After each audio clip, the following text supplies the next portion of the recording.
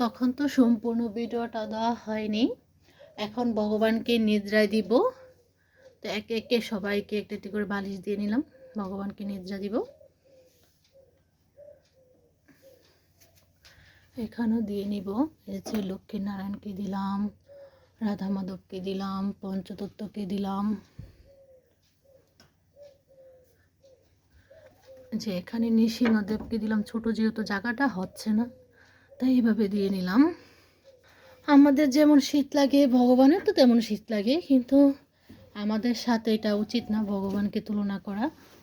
তারপর আমাদের মনের একটা যে আবেগ, যে হ্যাঁ আমরা পড়ি বা আমরা গায়ে দিই, ভগবান না দিলে এটা কেমন, তার জন্য আর কি। কিন্তু ভগবান মনীষের সাথে কখনই তুলনা করতে নেই। ভগবান তো ভগবানই হয়, তাই না? ভগবানকে যদি আমাদের সাথে তুলনা করি তাহলে তো হবে না সেটা। যে ভগবানকে নির্জা দিয়ে দেওয়া হলো। জিনিস আমরা মনে রাখতে হবে, ভগবানের পূজা দেওয়ার সাথে সাথে ভগবানের লাইট অফ করে দেওয়া হবে না। মনে করি আমরা একটু পরে দিই, কিন্তু ভগবানকে আমরা নিদ্রা দিয়ে দিছি। লাইট তো থাকলে তো আমরা যেমন লাইট অন করে কেউ ঘুমাইতে পারে না, তেমনি ভগবানকে লাইট জ্বালিয়ে রাখা উচিত নয়। এটা আমার মনের থেকে বলতেছি। যখন ভগবানকে নিদ্রা দিয়ে দিব সাথে সাথে লাইটটা অফ করে দেব।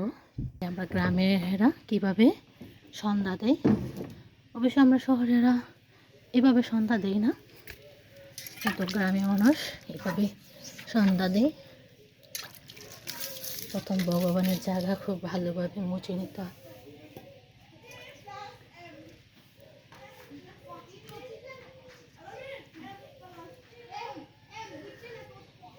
এইভাবে ভগবানকে যেভাবে ভগবানকে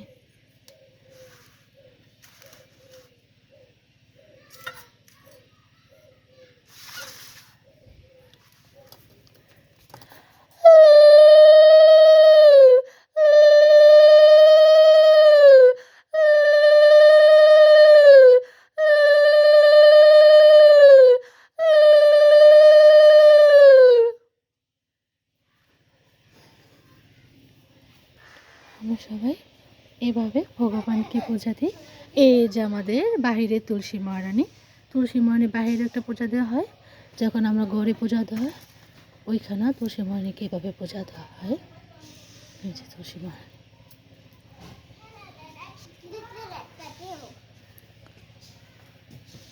বাসার মধ্যে যত আপনি তুলসী মহারানী গাছে রোপণ করবেন ততই ভালো, খুবই ভালো।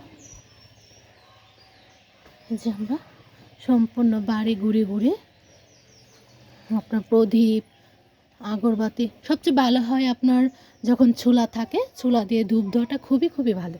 সন্ধ্যার সময় দেওয়াটা খুবই খুবই ভালো, খুবই মঙ্গলজনক, খুবই ভালো। এই যে আমরা সম্পূর্ণ বাড়িটা দেখাবো ভগবানকে।